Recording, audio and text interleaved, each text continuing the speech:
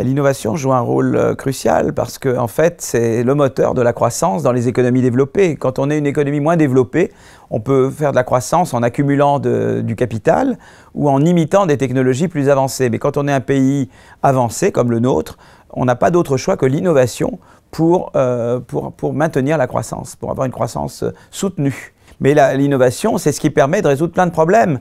Il y a par exemple le Covid. Qu'est-ce qui va nous sortir du Covid? En ce moment-là, l'heure est au pessimisme et à la résignation.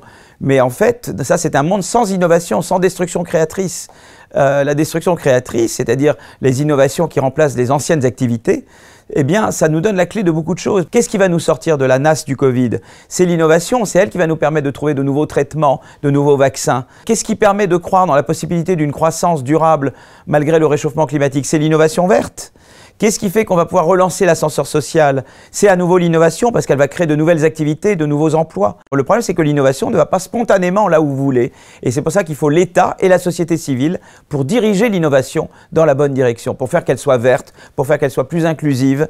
Et là, le rôle de l'État et le rôle de la société civile est crucial parce que le marché livré à lui-même ne va pas forcément vous donner l'innovation que vous voulez.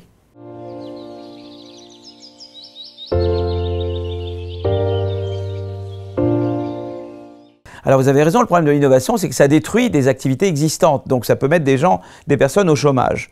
Donc là, il y a déjà des choses très intéressantes. D'abord, il y a la première chose, c'est qu'on a cru que les révolutions technologiques allaient créer du chômage de masse. Ce n'a pas été le cas. Ni la révolution de la machine à vapeur, il y avait le mouvement du ludisme, de l'UDER, parce qu'il y avait cette crainte de chômage de masse à cause de la mécanisation due à la machine à vapeur. Ensuite, quand il y a eu l'électricité, Keynes prévoyait un chômage de masse à cause de l'électricité, de la révolution de l'électricité, et ça ne s'est jamais produit. Quand on automatise, on tend à substituer, à remplacer des hommes par des machines, mais en même temps, les firmes qui automatisent et qui adoptent les nouvelles technologies, eh bien, elles deviennent beaucoup plus productives, donc leur marché s'étend. Et du coup, comme elles ont un marché beaucoup plus grand, elles ont une demande beaucoup plus grande pour leurs produits et donc elles embauchent plus. Et cet effet de productivité, de compétitivité, l'emporte sur l'effet de substitution. Et ça explique pourquoi les grandes révolutions technologiques n'ont jamais produit le chômage de masse que certains craignaient. Voyez.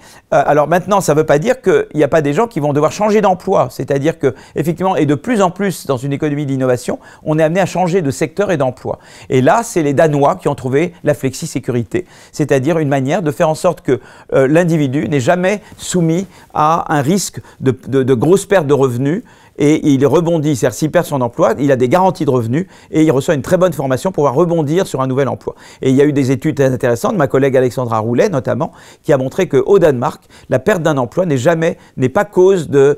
pas de conséquences en matière de santé. Parce qu'en fait, on a un système de flexi-sécurité qui marche très très bien. Donc il faut les filets de sécurité pour permettre aux personnes de rebondir. L'idée étant toujours qu'on est en contrat. On est en contrat ou avec l'entreprise ou avec l'État qui vous reforme. Et voilà, et je crois que c'est ça le système qui est adapté pour que la destruction créatrice n'implique pas des détériorations de la santé ou soit détrimentale au bonheur. Et on peut montrer qu'on réconcilie la destruction créatrice avec la santé et le bonheur.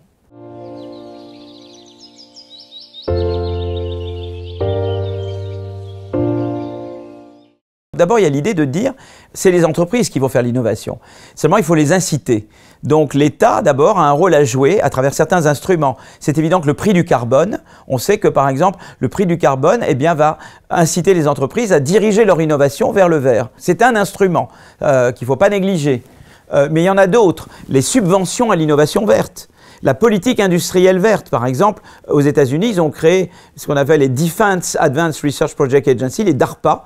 Au début, il y avait une DARPA défense dans les années 50, et après ils ont créé une ARPA énergie. Eh bien, il faut qu'on fasse pareil en France et en Europe, créer une ARPA énergie qui pousse pour l'investissement dans les énergies nouvelles. Alors nous, en France, vous savez qu'en France, par exemple, la France contribue que pour 1% aux émissions mondiales de CO2 grâce au nucléaire et à l'hydroélectrique. Et on va continuer à faire la recherche dans notamment les énergies renouvelables. Donc ça, c'est un outil très important. Mais il y a un autre outil, c'est la société civile, c'est-à-dire que les consommateurs peuvent également inciter les entreprises à innover dans le vert. Quand on est dans un monde où les consommateurs valorisent les produits verts, eh bien la concurrence incite les entreprises à innover dans le verre. Parce que, évidemment, la concurrence fait que si je ne le fais pas, une autre entreprise va prendre mes consommateurs. Donc, c'est la combinaison de consommateurs qui sont orientés vers le verre, ça c'est l'éducation qui fait ça, et de la concurrence, qui est également, cette combinaison-là est une troisième force. Donc, il y a la taxe carbone, il y a la politique industrielle et les subventions au verre, et le troisième, c'est cette combinaison, c'est en fait la société civile, avec cette combinaison de concurrence et d'éducation. Qui fait que les consommateurs valorisent le verre. Et c'est tous ces instruments-là qui vont faire qu'on pourra réconcilier croissance et maîtrise, lutte contre le réchauffement climatique.